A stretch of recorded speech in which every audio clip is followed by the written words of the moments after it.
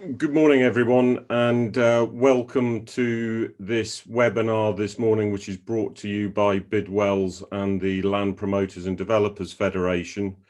I'm very conscious that we are going to be trying to achieve a 1 hour finish, and all our presenters are trying to limit their presentations to 5 minutes. We will therefore have a very active question and answer session, and I'd be very keen for you all to put forward your questions via the question and answer facility at the bottom of your screen. Now, obviously, this is a very, very important area, and it's one that many of our members, both full and affiliates, have raised with us, bearing in mind, and I will still call it, the imminent passage of the Environment Bill. I think with a lot of the development industries, we've got within the development industry, we've got a number of issues that we are grappling with, and this is one of them. So I think the timing of this webinar, I hope you will agree, is very apposite, and it is going to impact how we bring developments forward, potentially how those developments are shaped on the ground and the places that we make. And of course, for some of us, for our landowners, it may well have an impact in terms of land values and potentially the necessity to find off-site opportunities to provide the appropriate level of biodiversity gain. So it's a very, very active area for our sector. So without further ado, I will pass you to our first speaker, who is Dr. Nick White from Natural England, who is leading on the aspects of this policy across government.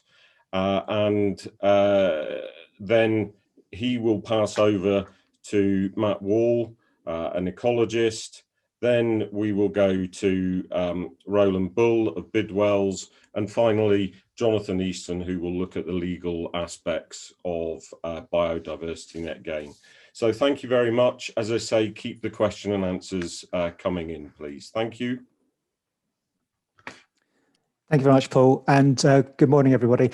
So yeah, my name is Nick White from Natural England, and I just want to give you a quick kind of run through the Environment Bill, its provisions around biodiversity net gain, and what I think this means for developers and people with interest in land holdings as well. So apologies, the screen's being a bit slow, just to transition.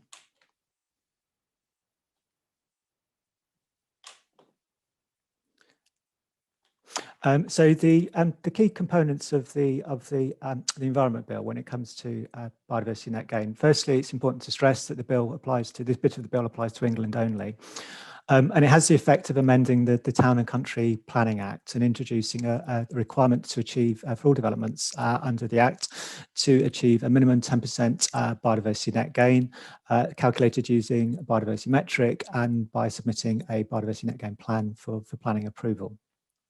The bill requires that all habitats are secured for at least 30 years, and it provides for three main ways of delivery. Firstly, either on-site, then with opportunities to do off-site delivery, either wholly or in part, or lastly, through this idea of statutory biodiversity credits, where on-site and off-site through the market isn't available. It sets up a national register for net gain sites, so anyone that's wanting to make land available for net gain will need to have their land registered. And it's likely to become law about 2 years after the bill receives royal assent. So currently that's looking about autumn 2023. It's important to stress the bill doesn't change existing legal protections, and it also doesn't apply to nationally significant infrastructure projects or marine, although there are other developments underway which are looking to incentivise net gain in those places as well. There's an awful lot of the bill that's still to come in terms of the main primary legislation refers to a lot of secondary legislation, and some of those are quite significant areas in terms of fleshing out more of the details, such as what form will the net gain plan take, what exemptions might there be for particular types of development, how to deal with issues around degradation, phase developments, etc. So watch out for consultations later on this year on the secondary legislation, because there is a lot of detail that is still to be set out through that route. There's some other components of the bill as well, which are of relevance to net gain. One of them is around local nature recovery strategies. This is a new element set out in the bill. They're intended eventually to cover all of England. They're intended as locally developed spatial strategies for nature, and they're there to highlight areas that local planning authorities and others would like to see opportunities for enhancement of the natural environment. And they can be used for targeting particularly off-site net gain delivery as well. So there's a way of rewarding delivery into areas highlighted through the LNRSs. And then secondly, the idea of conservation covenants, which is a new legal mechanism that the bill introduces. So currently there's two means of securing that gain off-site. One will be through planning obligations, and the second is through the use of these conservation covenants, particularly if they're looking to be delivering beyond the kind of 30-year minimum, where the landowner is voluntarily agreeing to that. So as I said, there's three main ways of delivering net gain. One of them is through on-site, and that's through delivering of net gain by including green infrastructure and landscaping and the kind of biodiversity components of that, and enhancing those. And a number of developers will go down that route. Secondly, you can look to deliver off-site through the purchase of biodiversity units from local landowners, and you could do a combination of on-site or off-site. Or thirdly, the bill introduces the idea of statutory credits, and these are intended for use where it isn't possible to achieve net gain on your development site. There's no one available to sell the kind of types of habitats you need to achieve offsite, in which case you can go to government and purchase statutory credits, and they will be invested in landscape scale strategic projects and achieve your net gain through that route. So in terms of the timetable, there has been a recent announcement about a kind of further delay to the bill as a consequence of COVID. So at the moment, the timetable is looking roughly like this. So in spring 2021, as this year, we'll be releasing the final version of the metric. In the kind of summer, autumn time, there'll be consultations on the secondary legislation I was referring to. It's about that same time. There'll also be royal assent for the bill. There's then a 2-year transition before the bill legally comes into effect, which is likely to be in autumn 23. But before then, the net gain register and the credit sales platform will be going live. So anticipating those to go live sometime winter 2022, because they need to be ready before the bill comes into effect. So a couple of key things to watch out for developers. Firstly, think about net gain early. So the earlier it's considered, ideally at site selection, outline designs phase, the easier it is to kind of think about how it could be integrated into the scheme or be looking at delivering off-site. And there is some existing good practice guidance out there from the likes of Syria, SIAM and IEMA, and there's a British standard coming out for biodiversity net gain processes as well. Also be aware of what any local priorities are, undertake your baseline metric calculations, and consider how your scheme is going to deliver into kind of local priorities and what your strategy for achieving net gain is. And then ultimately, you will be needing to submit a finalised metric calculations and a net gain plan to the planning authority. For landowners, there's real opportunities here to be selling into a net gain market. So firstly, it's around identifying land parcels that may be suitable for habitat creation or enhancement.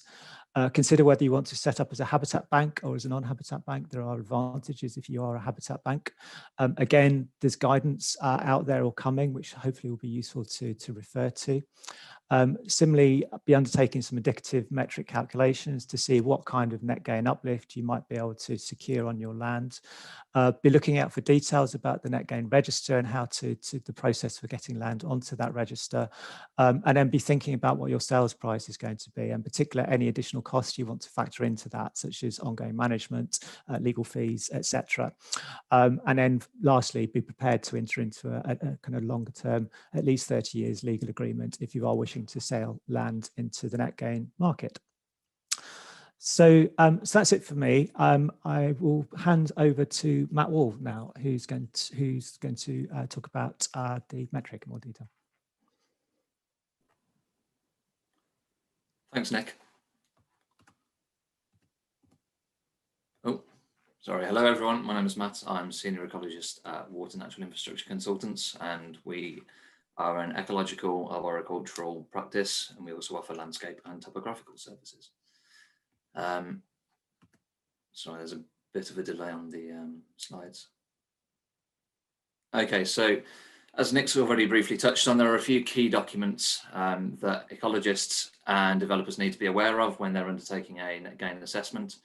The first is obviously the biodiversity metric, the new version of which will be released soon, so Biodiversity Metric 3.0.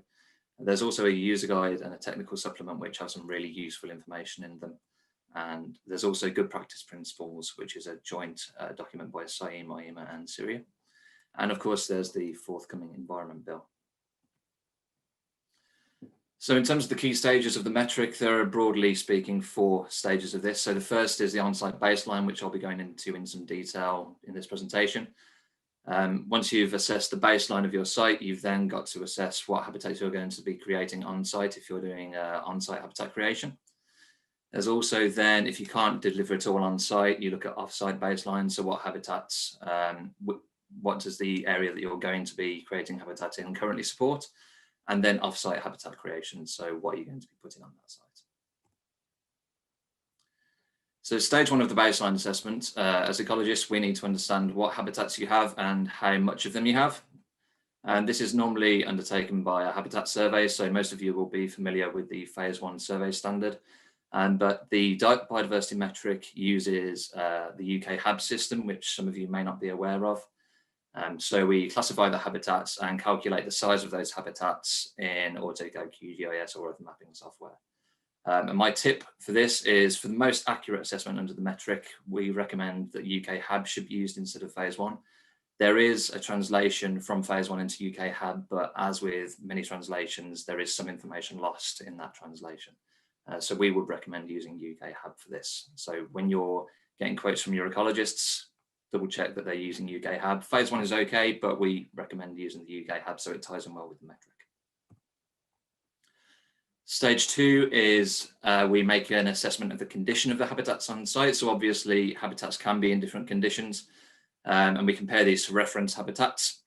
A tip for this is that your ecologist should make the assessment of each habitat transparent, so that at the planning stage, the LPA ecologist and other statutory consultees can see how they've achieved their assessment of condition. And there is a section in the metric, there's a comment section in the metric for the assessor and the LPA to look at this. We also include this in our reports for complete clarity, and transparency is one of the key sort of principles in assessing condition of habitats.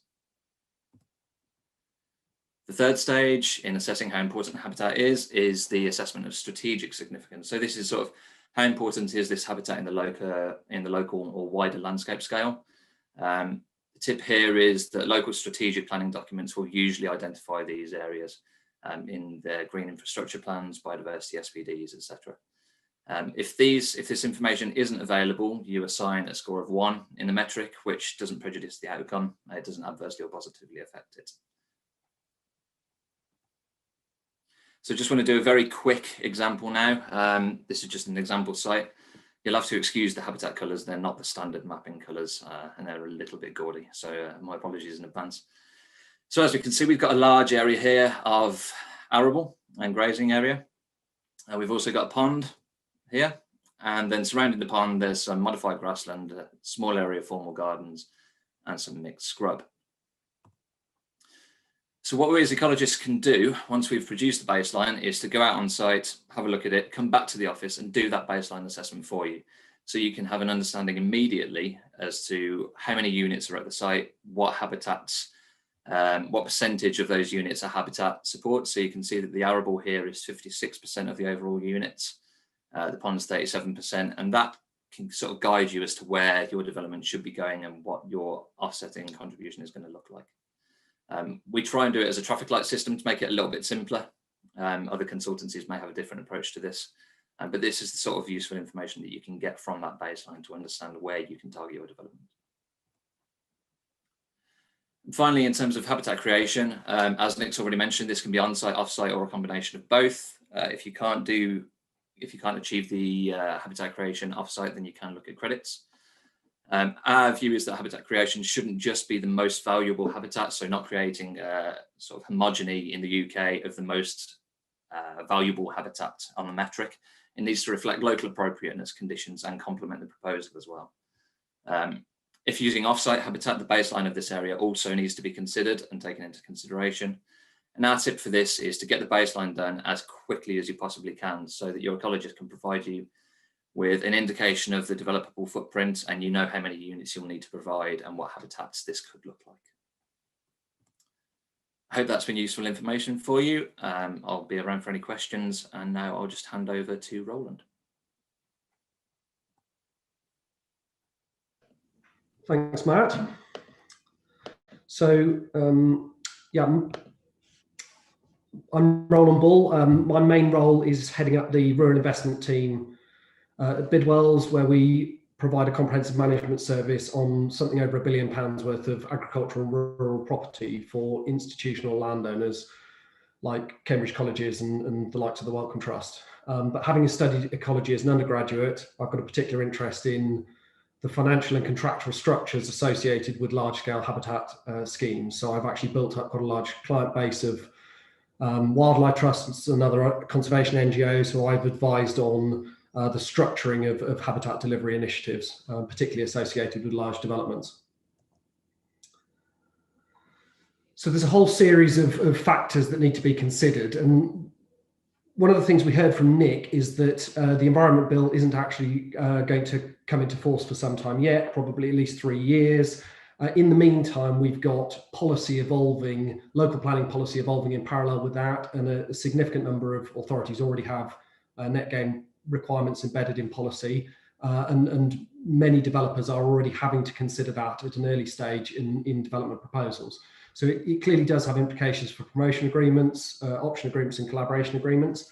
And that's not just the inclusion of sufficient land, but clearly development appraisals and equalisation mechanisms and minimum land prices.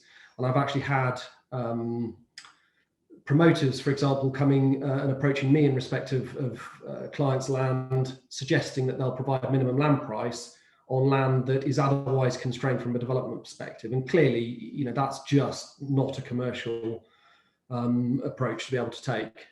So we've got the question of, you know, whether you deliver on-site and off-site at the moment, and clearly, you know, there is a policy preference for on-site, but also some commercial advantage in terms of natural, you know, immediately accessible natural green space and the value implications that has for unit sales. But as soon as that starts impacting on development density, clearly there is commercial imperative then to deliver off-site. So at the moment, as I say, we're looking really at, you know, small ad hoc solutions to satisfy net gain requirements as and when they come about. And, you know, when we're doing that, there are very significant implications for transactional costs and the economies of scale in delivering, you know, small habitat creation initiatives.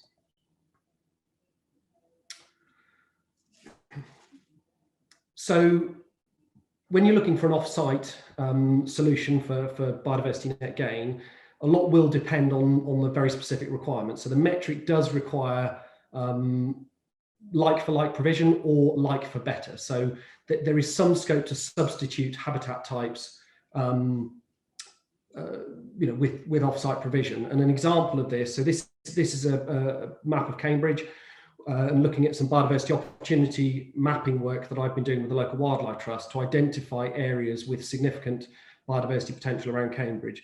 So one of those areas immediately to the southeast of Cambridge is a network of SSSI calcareous grassland sites. And so one of the developers that I'm currently working for has a requirement for some open mosaic habitat, which is sort of dry, gravelly habitat that has particular ecological benefits for reptiles and invertebrates. And actually what we're looking to do there is substitute that for appropriately managed calcareous grassland. And the key there is that the sustainability of that management, probably well beyond the 30-year minimum requirement, is such that actually it's a far more cost-effective solution in terms of providing that, and a much more credible solution, rather than creating an incongruous, an inappropriate form of habitat that in the long term is unlikely to be managed appropriately. So again, there's lots of considerations around who will be involved, and that will depend on the complexity and nature of the habitat. Certain simpler forms like hedgerow units are very easily provided by existing farming businesses, whereas other larger and more complex forms, are probably better delivered through specialist conservation organisations. So again, just thinking about some of the immediate requirements where developers are considering net gain in advance of the Environment Bill and some of the provisions that will bring about for, as Nick said, conservation covenants and registries. At the moment, while we're looking at ad hoc deals, there is that opportunity to go to brokers and habitat banks, but certainly my experience is that they typically won't have access to appropriate sites and will want to extract a significant value from any transaction that's done. So, where I have put deals in place and I'm working currently on deals, what we've done is tripartite Section 106s that can be entered into in advance of a planning application, even, or an appeal, where the landowner might be party to that, the developer's party to that, the LPA's party to that, and it essentially has a call option for the developer to call that management and put in place the management plan as and when the consent is implemented. And that would be assignable. So as I say, if it's a promoter, they can then assign that to a house builder that they sell to. So some interesting things around funding and the options available to developers there. I've been involved in several where house builders have either offered or actually provided property to conservation organisations to deliver management on sites in lieu of future management. But actually, a lot of those conservation organisations aren't well placed to accept the investment risk associated with some of those assets. So, very concentrated single asset risk. And so, in other instances, I've been working with large, well-diversified institutional investors who are very well placed to take on some of that long-term commitment and can absorb those funds into a well-diversified portfolio and effectively discount them at a lower rate than would be the case for a small conservation charity. And actually, this photo here is a National Nature Reserve that's managed by one of Nick's colleagues, where I'm working with an institutional landowner to create a very large biodiversity net gain initiative immediately next to that, where we will be able to create credits at scale very, very cost effectively to be able to sell it to the market. So certainly my expectation is that in due course, we will see offerings that can deliver net gain credits very, very cost effectively at scale and with more consistent forms of legal agreement that reduce the transactional costs.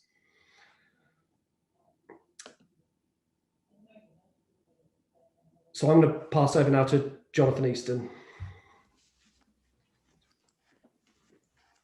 Thank you very much indeed, Roland.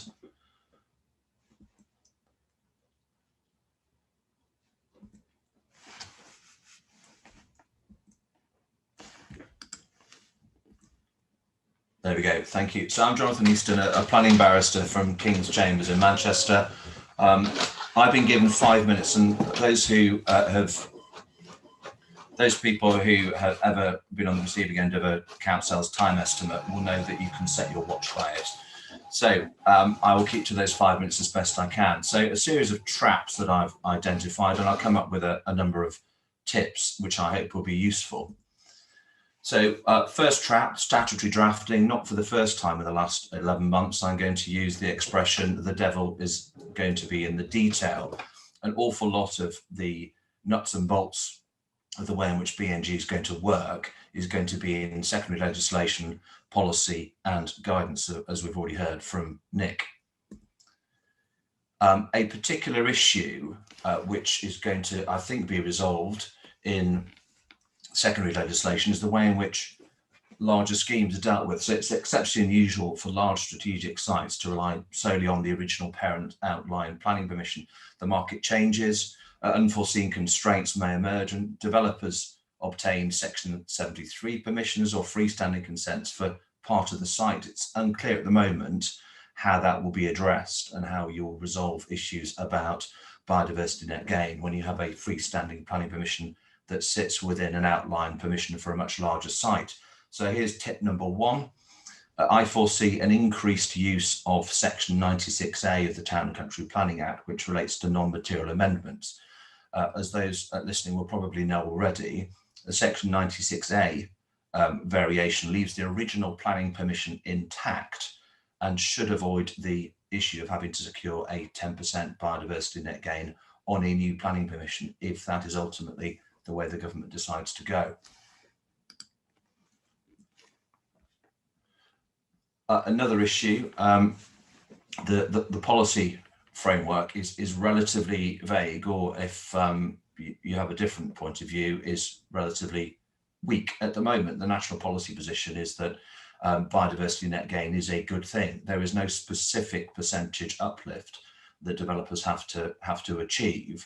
And so in those circumstances, there isn't at the moment, so far as I'm concerned, a robust policy justification for local authorities seeking anything more than a net increase unless there are specific increases embedded in their local plans. There is a scope for debate here, but biodiversity value is calculated up by reference to a metric, as we've heard already. The value is going to depend to a very large extent on professional judgment. Professionals disagree. I do just wonder whether in circumstances where differences in judgment could lead to a significant financial difference, whether that's going to lead to an emergence of a sort of objectively assessed need argument. In other words, there will be scope for considerable debate about whether individual ecologists have reached proper judgments about the pre-development and post-development net gain. So tip number two here, one answer, especially for members with larger land holdings, is to undertake and record regular biodiversity assessments of land with development potential, so that at least there's a record and hopefully less scope for debate when an application is eventually submitted. The next issue, which I'll deal with very briefly here, is that delivering biodiversity net gain could be particularly costly. That there are going to be some questions to unravel as to whether the extent to which the delivery of biodiversity net gain is going to affect viability. One can reasonably assume that because the standard biodiversity net gain condition is going to be imposed by statute, that in terms of ranking, it will rank higher than other policy requirements. So one question to think about relatively early on is the extent to which delivering biodiversity net gain is going to affect viability. So in that respect, two tips here for the price of one. Engage early with the local planning authority. The biodiversity gain plan doesn't have to be submitted, or won't have to be submitted until after planning permission is granted, but I see nothing wrong, and in fact quite a lot right, with submitting a draft biodiversity gain plan to the local planning authority with the application. So this will give a longer time to resolve any disputes, avoiding delays down the line, and it also recognises that many local planning authorities, certainly at the moment, don't have the in-house expertise to deal swiftly with biodiversity issues. The second point to bear in mind is engage early with landowners. Many sites being considered now will probably be subject to statutory biodiversity net gain when they are promoted for development in the years to come. So it makes sense to fold in biodiversity net gain into negotiations now, whether that reflects in amended offers or securing additional land for off-site biodiversity net gain. I've touched on the extent to which this could be delay or red tape, and so engaging early, I think, is a very good idea. Similarly, the extent to which local authorities have resources is a large concern, particularly in relation to in-house expertise and the extent to which local authorities will have the resources to deal with post-development enforcement. I've dealt with a few top tips there. I'm going to, given the time constraints, I'm going to run through a few of these top tips. Regular baseline monitoring, which I think has been mentioned by another one of the speakers. Early engagement is a matter I've touched on already. Engagement with landowners, again, as I mentioned earlier on, securing biodiversity net gain as part of the negotiations for land purchase or option agreements is a very sensible thing to do now, frankly. Get involved in plan making. So plan making is an area in which national policy and the Environment Bill is almost completely silent. It's unclear whether net gain across a local authority area is going to be incorporated into sustainability appraisals or whatever is to replace them. But my next tip is to get involved in the plan making process, whether that's through proposing allocation or designation of off-site biodiversity areas or seeking to influence biodiversity policies. And this speaks to a broader issue, which I think has been subject to a number of different webinars over the last 11 months. So the lack of joined up strategic planning generally. There is considerable merit, I would say, in examining biodiversity net gain at a plan level, not least because it could direct investment in natural capital to the areas that need it most rather than on a site-by-site basis. Off-site delivery is something to think about now, frankly. The likelihood of third-party organisations delivering off-site biodiversity gain is likely to increase. And I've given a specific example with an appeal reference there. It was land in Milton Keynes at South Caldecott, where a Section 106 obligation secured off-site offsetting, and that was going to be delivered by the Environment Bank. And there's some useful analysis by the planning inspector in that appeal decision of how that meets the local and national policy requirements and how it was going to deliver biodiversity net gain in the longer term. I mean, biodiversity makes good economic sense. That's the conclusion of Professor Sapata Dasgupta, whose 600-page review of the economics of biodiversity, which was commissioned by the Treasury, was published the other day. There's an abridged version of 103 pages, and for the time poor, a 10-page headline messages document. But one of the things for developers to bear in mind is that in terms of marketability, having green areas both on-site and in close proximity off-site could lead to successful placemaking, and it potentially, and there is evidence for this, could lead to an uplift in property values. So the key battle lines I've identified there: valuation of biodiversity units, is this the new objectively assessed need? Receptor sites, where they're going to be, application of exemptions, and viability, which I think is something that a number of proponents of biodiversity net gain and the government haven't properly thought through just at the moment. So that was a counter. Thank you very much indeed. Back to Paul.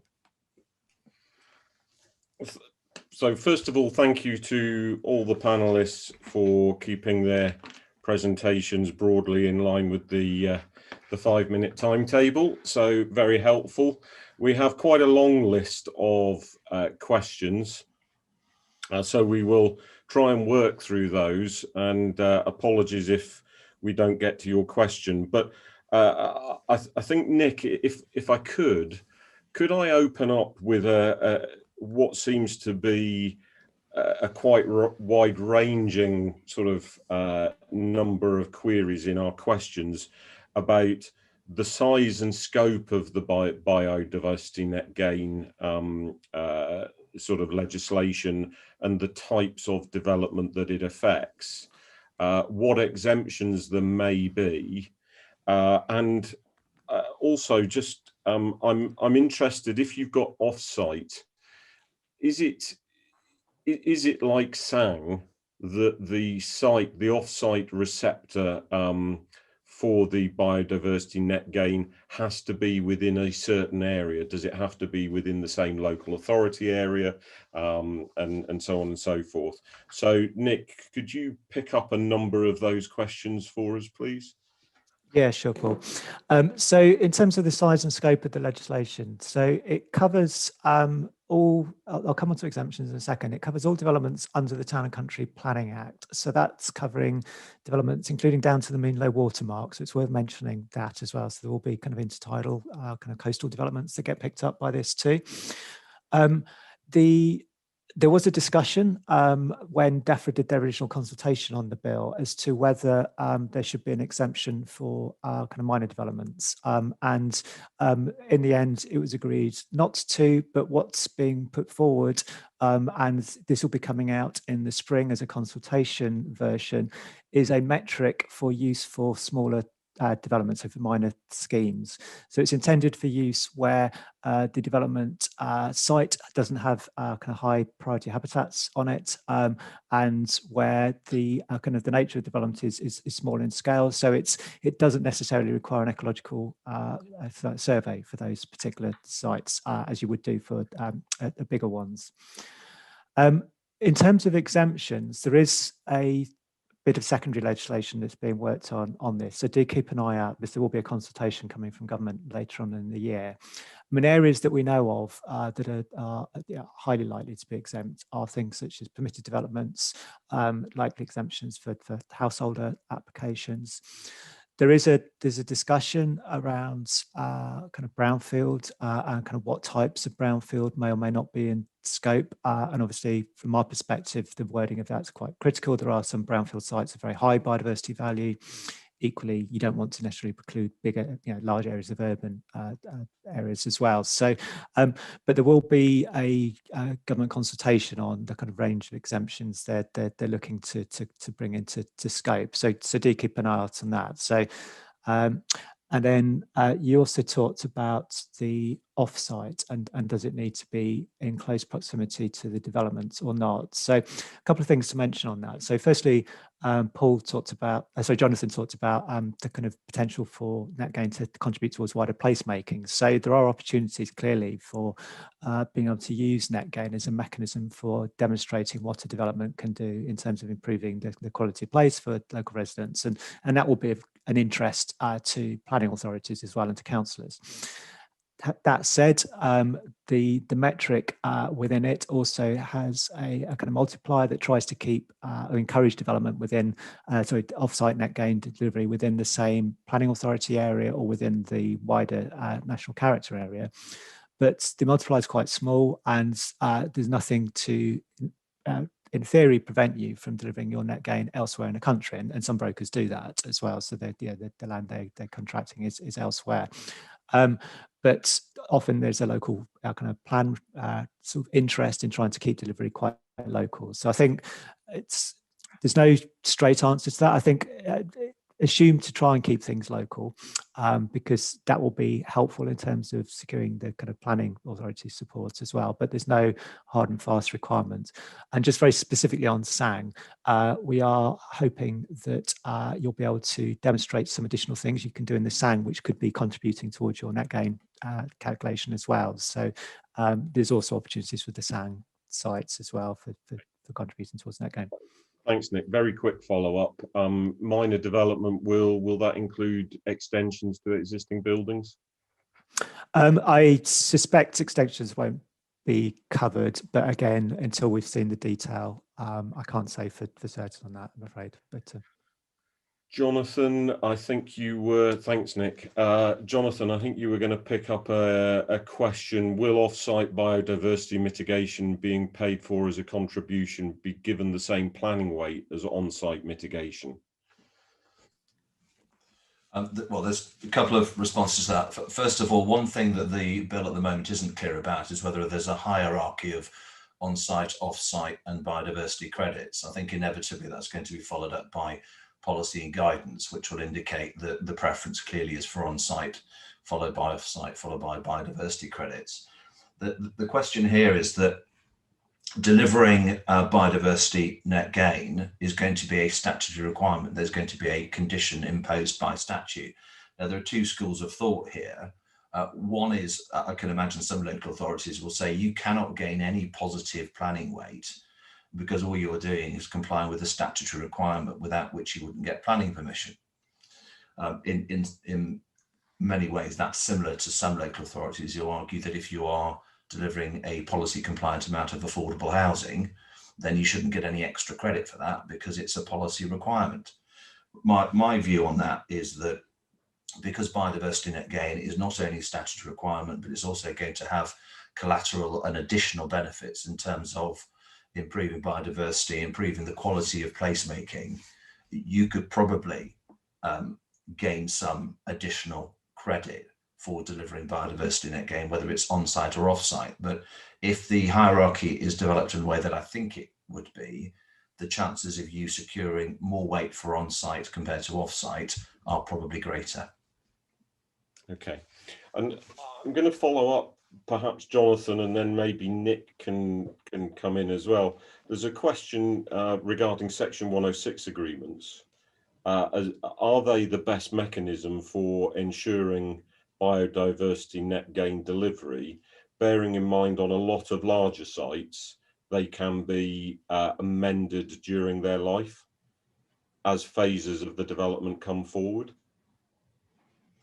The answer to that question, I think, depends on how the government's going to deal with multi-phase developments and whether or not it's going to require an extra, let's say, for example, you have a freestanding planning permission within a large strategic site, or you have a Section 73 permission within a large strategic site. The question then becomes, how is the government going to deal with that situation? Are you going to be having to deliver 10% upon 10% upon 10% as the site is developed through? I think the advantage that Section 106 obligations have is that you're right, Paul, they can and are varied, and they have a degree of flexibility that perhaps a conservation covenant might not have. On the other hand, a conservation covenant has the certainty that the piece of land is going to be secured for biodiversity and conservation purposes for a very significant period of time. Okay, thank you. Nick? The only thing, just to add to what Jonathan was saying, so on phase developments, again, watch out for a consultation. There's a kind of bit of secondary legislation that will specifically kind of look to set out some further detail on phase developments. So I think watch out for that. The other thing just to draw people's attention to is the planning white paper as well. So it set out a range of proposals for reform of the planning system. And we don't know which of those will be taken forward in detail yet as well. But again, that may have implications in terms of how and the mechanisms for securing net gain delivery as well. So that's just something else to kind of keep an eye on. I think there are a number of questions which are around the purchase price of statutory credits. Now, Nick, is that something that is already determined or that will develop as the legislation and secondary legislation is implemented? It's a work in progress, if that's the best way of describing it. So when DEFRA consulted, they did give an indicative range at that stage as to what they thought some of the kind of pricing for credits might be. It's fair to say they got a lot of responses back on that as to whether that was the correct price or whether it was too low, and particular concerns that had been set too low. Credits are intended to be the mechanism for ensuring that a development doesn't get stuck. So it's always got a route for delivering net gains. If you can't do net gain on site, there's nothing available locally or through the market, then there is always a way through for the developer. But they're not designed to be the kind of go-to route for delivering net gain either. So part of the consideration is around pricing them at a point whereby they are seen as not competing with the kind of market delivery of net gain as well. So being deliberately more expensive in that route. There may also be some further guidance on them for planning authorities to consider as to what would you need to do to justify going down the credits route. So what information would you need to be provided to say, I can't do net gain on site, I can't do net gain through the market. There may well be some more information coming out in the near future from government on what the credit pricing kind of range might be as well. There's still a lot being discussed around, is it a single price, is it a regional price, etc. Okay. And another one for you, Nick. You're getting bombarded, I think, this morning. We've got a question from a nature partnership, and how they can maximise the use of nature recovery networks for strategic biodiversity net gain. And I think in this particular instance, somebody's working on getting a network opportunity written into a local green infrastructure policy, and they're basically asking for or seeking input as to advice as to, is this the best way to promote the nature recovery network for biodiversity net gain credits as an offsite delivery vehicle for developers? So firstly, fantastic to see this work is underway, actually, and I'd encourage it elsewhere as well. So great stuff. And yeah, I mean, basically, the more information and the simpler the information that can be provided via the planning authority that sets out in a local area what the local priorities are for nature conservation, and particular if there are spatial priorities as well. So where would you like to see existing assets improved, or where would you like to see new green assets created, the better. A couple of things I'd mention would be often, or in the past, there's been a tendency for some of these mapping work to forget about the urban, peri-urban area, and bearing in mind that's where most development will occur, and we're expecting a lot of on-site and off-site delivery to be occurring closer to development. Then do consider those parts of the locale when looking at the kind of the opportunity mapping area, and also don't necessarily focus solely on very high priority habitats as well. Also think about other sort of intermediate habitats that could provide more of a kind of buffering, connecting role as well. So don't focus purely on the what you might want to call back priority habitats. But it's great to see this work underway, and the more these kind of this information can be embedded into either local GI strategies or ultimately through the local nature recovery strategies as they roll out, the better, because hopefully they provide clarity, and they're used as Matt was saying to help then inform the kind of metric calculations, so you can incentivize delivery into those places.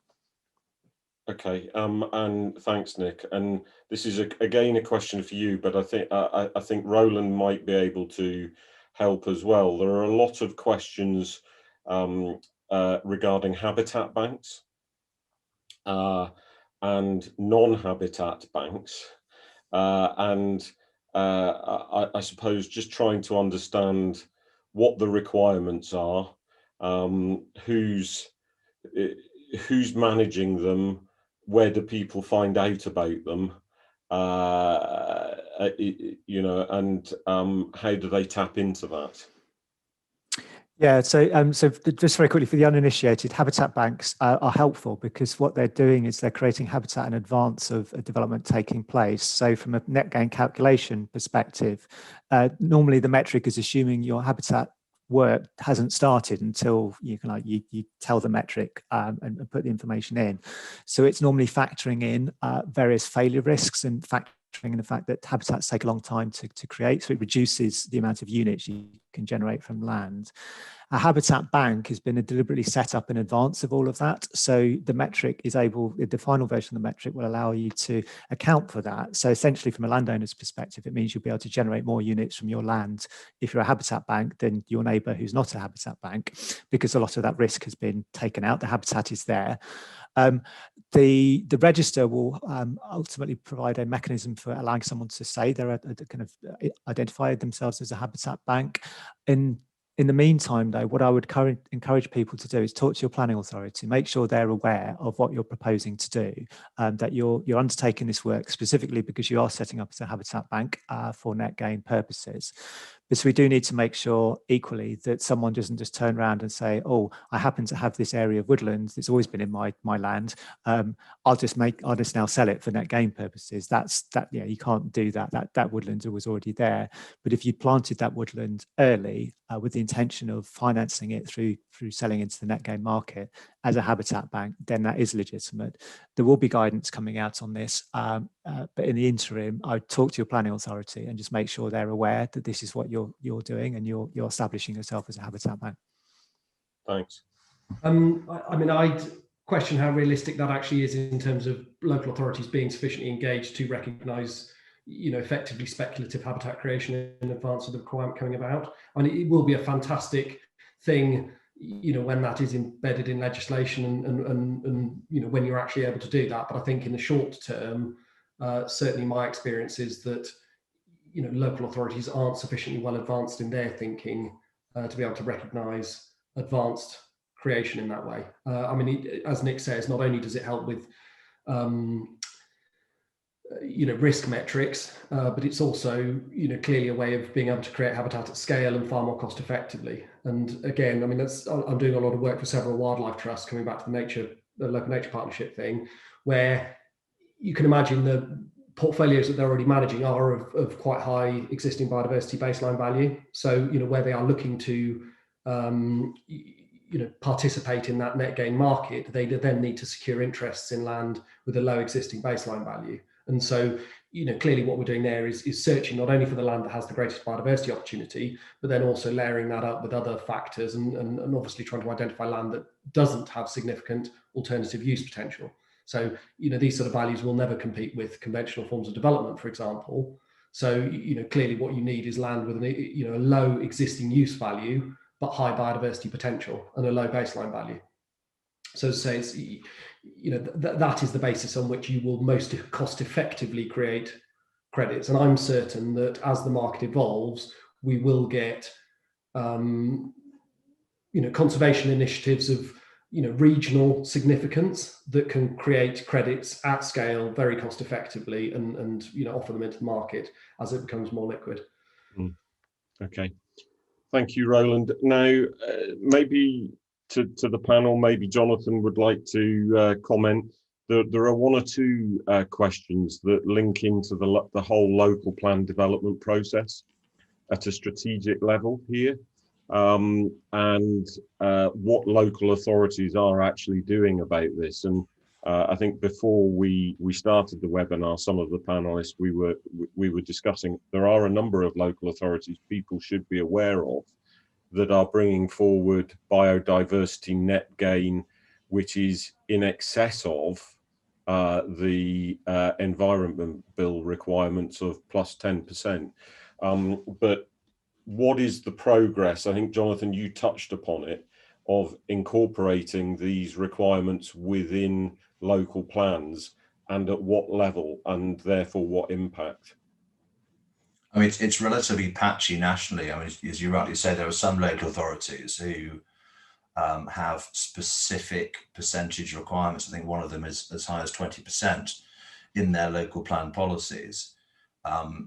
Now, clearly that level of uplift has been found to be sound and inconsistent with national policy. National policy, I think, as I said in my presentation, is relatively vague. It seeks to achieve a net gain, albeit without a specific percentage. So some local authorities acted for a local authority in examination recently, where there was a broad objective of securing net gain, albeit without a specific percentage. So I think it does pay for developers to make absolutely sure that they are not promoting development in an area. Well, if they are promoting development in an area, to make absolutely sure what the local policy position is, whether in local plans or supplementary planning documents. There may be in areas where, for example, there will be a 10% biodiversity net gain requirement in statute. And if there's a local authority requirement for an extra 10% on top of that, that is what you're going to have to deliver. but I think some clear national policy guidance about whether or not at a local level 10% is the minimum is necessary to provide a degree of consistency across the country. We don't have that at present. Anybody else on the panel commenting on local authority planning? The only thing I'd add to that, Paul, is in terms of the bill, it talks about a minimum 10% as well. So, so the idea of there being potential variability is there in the bill as well, with the 10% being the floor, if you like. Okay, thank you. A lot of questions, Nick, about public access to, is it a requirement that there is public access to the biodiversity net gain land, especially I think the questions in relation to off-site delivery? So no, it's not a requirement, but then equally, the bill doesn't change any existing kind of environmental access legislation either. So if there are existing access rights, the bill, suddenly having a site that's there to deliver net gain doesn't change that. Clearly, there are, as others have alluded to, there is a real opportunity for net gain to be contributing towards placemaking and providing, as COVID has demonstrated, that one thing that we all value is having access to green space, and there's huge inequalities in terms of people's ability to access that. So potentially, it can be really beneficial, but equally, depending on the nature of the kind of habitats being created, and particularly if you're looking to create for particular species interests, there are species that are very prone to disturbance as well, and so there can be kind of tensions between what's level of access there is and what you're trying to achieve on site. So it's just being mindful of what it is you're seeking to achieve ecologically, and being aware of actually how viable that may be with or without access requirements. And you could do combinations of things where your a component is delivering into a kind of strategic project somewhere else, potentially that where the access issues are less. But equally, you could be integrating net gain on your site or very locally, and doing it in a way that has fantastic public access. I mean, there's a scheme about 20 minutes from where I live. It's a big new development. It's all delivering all net gain on site, and it's a fantastic kind of new kind of local community resource as well. So it depends entirely on what you're attempting to achieve. Paul, do you mind if I just add to that? Yeah, no, feel free. I mean, I'm working on several schemes at the moment where we are looking to provide sort of multifunctional habitats that provide wider natural capital benefits, and some of that's about public access, some of it's about flood attenuation, carbon sequestration, even where we're looking at wetland recreation, or where actual significant tree planting is compatible with the sort of optimal ecological objectives. So we can deliver your biodiversity net gain, but deliver a whole range of wider public and environmental outcomes. And I think actually the planning system is one of the only opportunities where that whole range of benefits is potentially recognised, where the other markets for landowners to participate in the delivery of environmental outcomes, I say private markets like carbon credit sales and other natural capital benefits. As I say, planning is probably the one where actually that range of benefits can be recognised in terms of presenting very credible propositions in terms of the wider benefits that a development can secure. And I think developers are engaged with that now, and as I say, I'm working on some very interesting schemes that will deliver a huge range of environmental benefits as part of that biodiversity delivery, and public access is a key part of that, both on site and off site. Okay, I'm going to ask this of Nick, but I think this might be unfair, Nick, but I'm not sure. So apologies. Is there anybody here that can comment on biodiversity net gain as it is being applied in Scotland or devolved areas? So the bill applies only to England. The metric has intentionally been designed for, so it's based on UK hazardous system, as Matt mentioned. So it can work in other bits of the UK as well. And we know SSE Energy, for example, are using it in Scotland. And it can work in other places. There's different, but the environment is a devolved matter. There's different kind of planning and other sort of environmental policies in other administrations. So there is I'm not sure if it's still live or if it's just closed, but there has been a consultation recently in Scotland looking at the question of environmental enhancements and whether they should use a metric or not. It's yeah, that's a slightly waffly answer. I don't know if I've answered your question actually, it's fairly unfair question. It often happens in that we focus on England rather than the UK,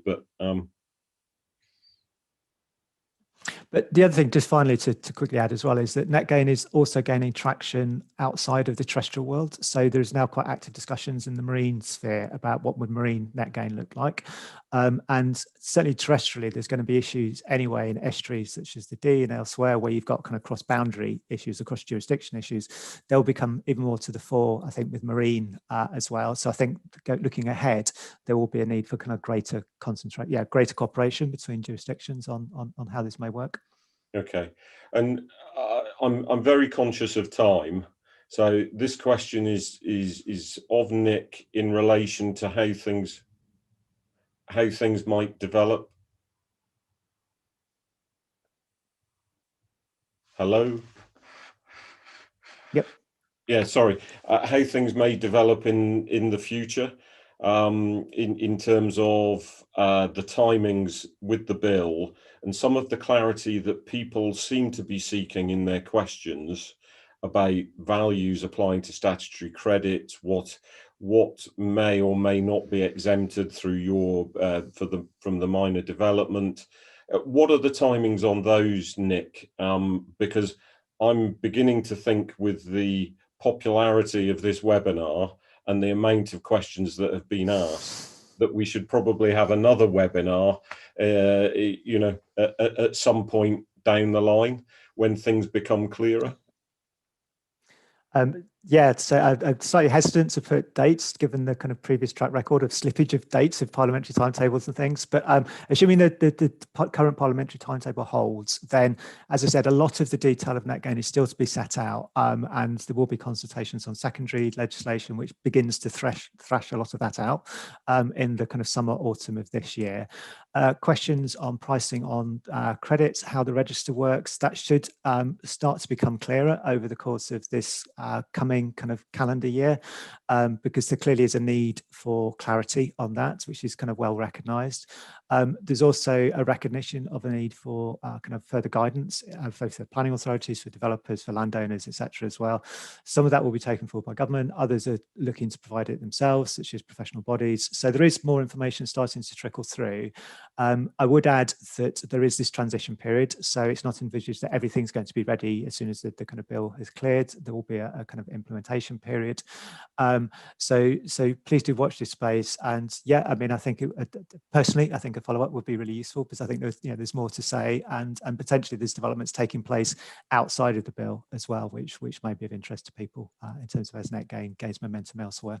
Yeah, I'm pretty certain we'll hold another one of these, Nick, in the not too distant future, and where we can, with questions that we've not answered, we will come back to people outside of the webinar environment with a response. We'll try and cajole the panelists into giving a response to those unanswered questions.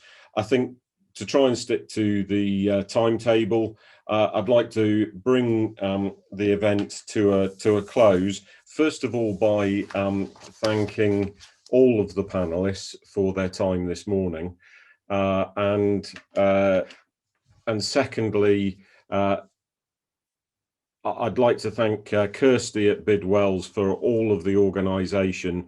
Very much appreciated.